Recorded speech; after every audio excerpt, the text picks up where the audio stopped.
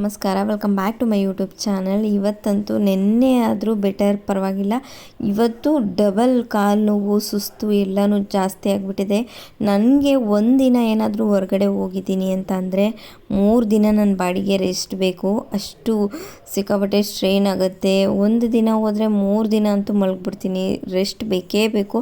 But ಈ ಸಾರಿ ಅಂತೂ ಕಾಲು ನೋವು, ಸುಸ್ತು ಆ ಥರ ಅಂದರೆ ಹುಷಾರು ತಪ್ಪೋ ಮೂಮೆಂಟೇ ಫುಲ್ ಆಲ್ರೆಡಿ ಒಂಥರ ಬಾಡಿ ಪೇಯ್ನ್ ಆ ಥರದ್ದು. ಸೊ ಆದರೂ ಕೂಡ ಬೆಳಗ್ಗೆ ಎದ್ದೇಳಬೇಕಾಯಿತು. ನಮ್ಮ ಇಷ್ಟು ಹಿರಿಯೂರಿಗೆ ಹೊರಟಿದ್ಲು, ಅವಳಿಗೆ ತಲೆ ಬಾಚಬೇಕಿತ್ತು. ಹಾಗಾಗಿ ಎದ್ದೆ. ಅವಳಿಗೆ ಹಿರಿಯೂರಲ್ಲಿ ಸನ್ಮಾನ ಕಾರ್ಯಕ್ರಮ ಇತ್ತು. ಅಂದರೆ ಅವಳಿಗೆ ಅಂತಲ್ಲ, 95 ಎಬೋ ತೆಗ್ದಿರೋರ್ಗೆಲ್ರಿಗೂ ಇರುತ್ತೆ ಅಲ್ವಾ. ಸೊ ಆ ಥರದ್ದೇನೋ ಒಂದಿತ್ತು.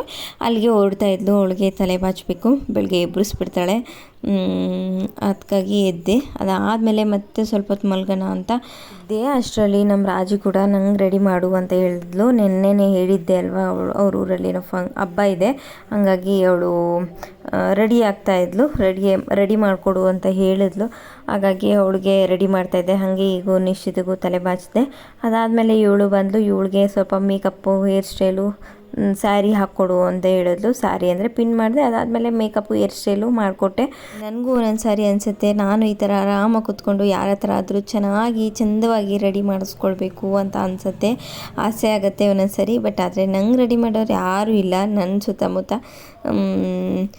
ನಾನಾದರೆ ಯಾರಿಗಾದ್ರೂ ಮಾಡ್ತಾಯಿರ್ತೀನಿ, ಅಂದರೆ ಯಾರಿಗಾದ್ರೂ ಅಂದರೆ ನಾನು ಫ್ಯಾಮಿಲೀಲಿ ಮಾಡ್ತೀನಿ ಎಲ್ರಿಗೂ. ಈ ಥರ ನನಗೇನು ಬರುತ್ತೆ, ನನಗೇನು ಗೊತ್ತಿದೆ ನೋಡಿ ಅದನ್ನು ಮಾಡ್ತೀನಿ. ಬಟ್ ನನಗೆ ಯಾವತ್ತಾರು ಡಿಫ್ರೆಂಟಾಗಿ ಏನಾರು ಹೇರ್ ಸ್ಟೈಲ್ ಏನಾರು ಮಾಡ್ಕೊಳ್ಳೋಣ, ರೆಡಿ ಆಗೋಣ ಅಂತ ಅನಿಸಿದ್ರೆ ಹಾಕೋರೆ ಯಾರೂ ಇರೋಲ್ಲ. ನಮ್ಮ ಅದಕ್ಕೆ ಇದ್ದರೆ ಯಾವತ್ತಾದರೂ ಹಾಕಿಸ್ಕೊತೀನಿ, ಅಂದರೆ ಜಡೆನ ಎಲ್ಲ ಹಾಕಿಸ್ಕೊತೀನಿ. ಇಲ್ಲಾಂದರೆ ಇನ್ಯಾರೂ ಇಲ್ಲ ಹಾಕೋಕ್ಕೆ. ಸೊ ಅದಾಯಿತು. ಅದಾದಮೇಲೆ ಸೀಸನ್ ಅಲ್ವಾ, ಮಾವಿನ ಹಣ್ಣು ಸೀಸನು. ನಮ್ಮ ಗಿಡದ್ದೇ ಮಾವಿನ ಹಣ್ಣು ಗೈಸ್, ಸಿಕ್ಕಾಪಟ್ಟೆ ಇಷ್ಟ ನನಗೆ. ಯಾವುದೇ ಮಾವಿನ ಹಣ್ಣು ತಿಂದರೂ ಸಮಾಧಾನ ಆಗ್ತಾಯಿಲ್ಲ, ಅಂದರೆ ಮಾವಿನ ಹಣ್ಣು ತಿಂದಿದ್ದೀನಿ ಅನ್ನೋ ತೃಪ್ತಿ ಆಗೋಲ್ಲ. ನಮ್ಮ ಮರದ್ದು ಮಾವಿನ ಹಣ್ಣು ತಿಂದರೆ ಮಾವಿನ ಹಣ್ಣು ತಿಂದಿದ್ದೀನಿ ಅನ್ನೋಷ್ಟು ತೃಪ್ತಿ ಆಗುತ್ತೆ, ಅಷ್ಟು ಚೆನ್ನಾಗಿರುತ್ತೆ. ಸೀಸನ್ ಅಲ್ವಾ, ಸೀಸನ್ ಇದ್ದಾಗ ತಿನ್ನಬೇಕು. ಇನ್ನು ಸ್ವಲ್ಪ ದಿನ ಕಳೆದ್ರೆ ಮಾವಿನ ಹಣ್ಣೇ ಸಿಗೋಲ್ಲ.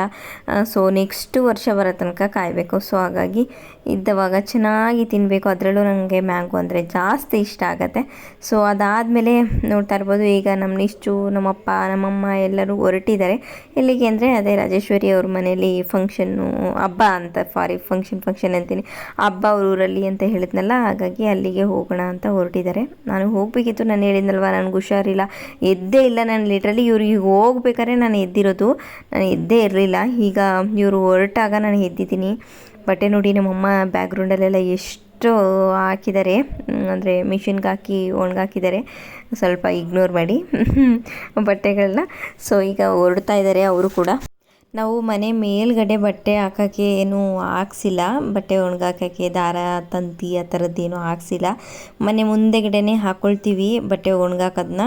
ಸೊ ಅದು ಜಾಗ ಆಗಲ್ಲ, ಹಂಗಾಗಿ ನಮ್ಮಮ್ಮ ಗೇಟ್ ಮೇಲೆ ಎಲ್ಲನೂ ಹಾಕುತ್ತೆ. ಅಂದರೆ ಒಂದೇ ಲೈನೇ ಹಾಕಿದ್ದಾರೆ, ನಮ್ಮಪ್ಪ ಮರಕ್ಕೆ ಕಟ್ಟಿದ್ದಾರೆ ದಾರನ.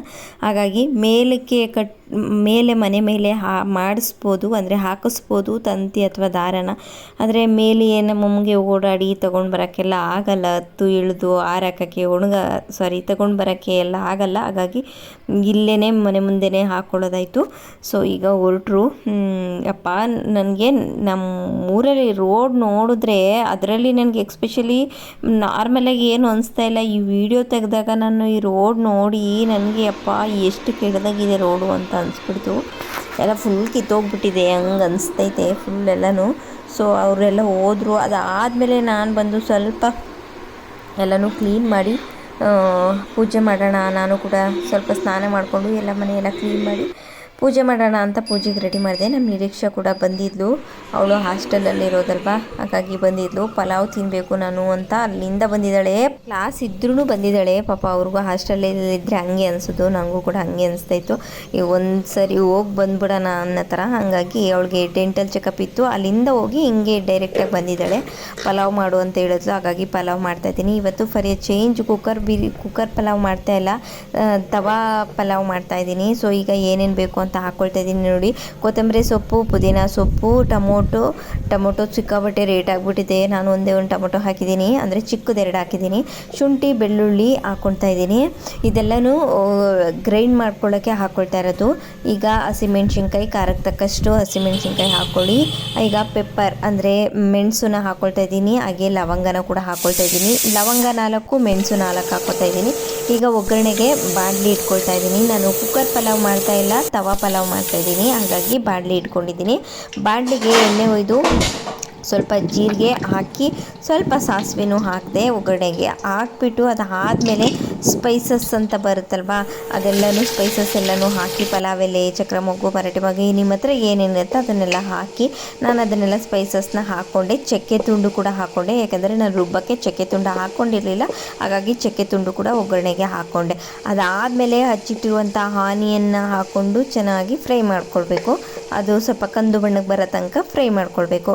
ಆ್ಯಸ್ ಇಟ್ ಈಸ್ ನಾವು ಕುಕ್ಕರಲ್ಲಿ ಮಾಡಬೇಕಾದ್ರೆ ಪಲಾವ್ನ ಹೇಗೆ ಮಾಡ್ತೀವಿ ನೋಡಿ ಒಗ್ಗರಣೆನ, ಅದೇ ಥರನೇ ಇದೂ ಕೂಡ ಒಗ್ಗರಣೆನ ಮಾಡ್ಕೊಳ್ಬೇಕು. ಲಾಸ್ಟ್ ಟೈಮ್ ಒಂದು ಟೈಮು ಎಗ್ ರೈಸ್ ಅಂತ ಮಾಡಿದ್ನಲ್ಲ, ವೈಟ್ ಎಗ್ ಹಾಕಿ, ಸಿಕ್ಕಾಪಟ್ಟೆ ಇಷ್ಟ ಆಗಿತ್ತು. ನನಗಂತೂ ತುಂಬಾ ಇಷ್ಟ ಆಗಿತ್ತು ಅವತ್ತು ನಾನು ಮಾಡಿದಾಗ. ಹಾಗಾಗಿ ಪಲಾವ್ ಕೂಡ ಕುಕ್ಕರ್ ಪಲಾವ್ ತಿಂದು ಬೋರ್ ಆಗೈತೆ. ಅಂದರೆ ಮನೆಯಲ್ಲೂ ಯಾರೂ ಇಲ್ಲಲ್ಲ, ನಮ್ಮಪ್ಪ ನಮ್ಮಮ್ಮ ಎಲ್ಲರೂ ಇದಕ್ಕೆ ಹೋಗಿದ್ದಾರೆ, ಅವ್ರ ಮನೆಗೆ ಹೋಗಿದ್ದಾರೆ. ಸೊ ಹಾಗಾಗಿ ನಾನು ನಿರೀಕ್ಷೆ ಇಬ್ಬರೇ ಇದ್ದಿದ್ದು. ಅವರು ಕೂಡ ಬರ್ತಾರೆ ಸಂಜೆಗೆ ಊಟಕ್ಕೆ. ಆದರೂ ಜಾಸ್ತಿ ಏನೂ ಬೇಕಾಗಲ್ಲ ಅಂದ್ಕೊಂಡು ಮಾಡ್ತಾಯಿದ್ದೀನಿ. ಈಗ ಒಗ್ಗರಣೆಗೆ ಒಗ್ಗರಣೆ ಎಲ್ಲ ಆದಮೇಲೆ ಈಗ ಚಿಕ್ಕದಾಗಿ ಹಚ್ಕೊಳ್ಬೇಕು ತರಕಾರಿನ. ಕುಕ್ಕರಲ್ಲಿ ಮಾಡೋ ಥರ ದಪ್ಪಗೆ ಹಚ್ಕೊಳ್ಬಾರ್ದು. ಚಿಕ್ಕಗೆ ಕ್ಯಾರೆಟು, ಬೀನ್ಸು, ಬಟಾಣಿ ಕೂಡ ನೆನೆಸಿಟ್ಟಿದ್ದೆ, ಅದನ್ನು ಕೂಡ ಹಾಕಿ ಚೆನ್ನಾಗಿ ಎಲ್ಲನೂ ಫ್ರೈ ಮಾಡ್ಕೊಳ್ಬೇಕು. ಫ್ರೈ ಮಾಡ್ಕೊಳ್ತಾ ಸ್ವಲ್ಪ ಅದಕ್ಕೆ ಉಪ್ಪಾಕಿ ಫ್ರೈ ಮಾಡಿಕೊಂಡು ಒಂದು ಸ್ವಲ್ಪ ಆಗಿದೆ ಫ್ರೈ ಅಂತ ಅಂದಮೇಲೆ ರುಬ್ಬಿಟ್ಟಿರುವಂಥ ಗ್ರೀನ್ ಪೇಸ್ಟ್ನೆಲ್ಲನೂ ಹಾಕಿ ಚೆನ್ನಾಗಿ ಮಿಕ್ಸ್ ಮಾಡ್ಕೊಳ್ಬೇಕು. ಅದಾದಮೇಲೆ ಅದಕ್ಕೆ ರುಚಿಗೆ ತಕ್ಕಷ್ಟು ಉಪ್ಪು ಹಾಕಿ, ಗರಂ ಮಸಾಲ ಹಾಕಿ, ಸ್ವಲ್ಪ ಸಾಂಬಾರು ಪೌಡರ್ ಹಾಕ್ಕೊಂಡು ತಿರ್ಕೊಂಡ್ರೆ, ನಿಂಬೆಹಣ್ಣಿದ್ರೆ ನಿಂಬೆಹಣ್ಣೆ ಹಿಂಡ್ಕೊಳ್ಬೋದು, ತುಂಬ ಚೆನ್ನಾಗಿರುತ್ತೆ. ರೈಸ್ ಹಾಕ್ಕೊಂಡು ತಿರ್ಕೊಂಡ್ರೆ ತವಾ ಪಲಾವ್ ರೆಡಿ ಆಗುತ್ತೆ. ತುಂಬಾ ಚೆನ್ನಾಗಿತ್ತು, ನನಗಂತೂ ಇಷ್ಟ ಆಯಿತು. ಸ್ವಲ್ಪ ಉಪ್ಪು, 1 ಉಪ್ಪು ಜಾಸ್ತಿ ಅಂತ ಅನ್ನಿಸ್ತು. ಅದು ಬಿಟ್ಟರೆ ಸಿಕ್ಕಾಪಟ್ಟೆ ಚೆನ್ನಾಗಿತ್ತು ತವಾ ಪಲಾವ್ ಕೂಡ. ನನಗೆ ಇಷ್ಟ ಆಯಿತು. Thank you for watching this video. Love you all.